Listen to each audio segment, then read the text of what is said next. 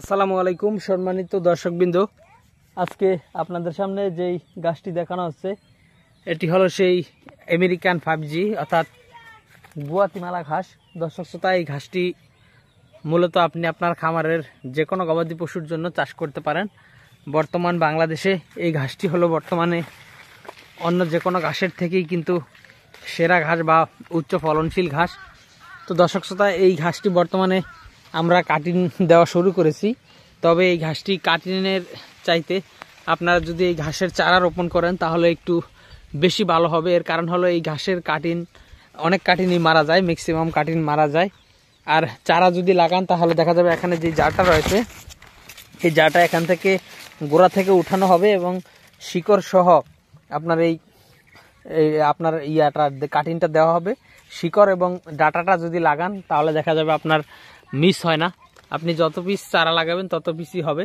তবে কাটিন যারা নেবেন তাদেরকে কাটিনও আমরা দিতে পারবো।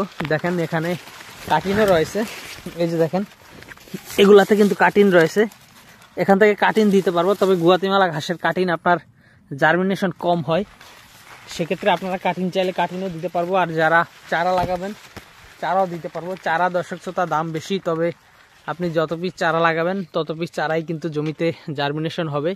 সেই চারা জার্মিনেশনের গ্যারান্টি দিয়ে আমরা এই গুয়াতিমালা ঘাসের চারা দিয়ে থাকি। তবে গুয়াতিমালা ঘাসের কাটিনের জার্মিনেশনের গ্যারান্টি কিন্তু আমরা দিতে পারবো না, কারণ কাটিন জার্মিনেশন কম হয়।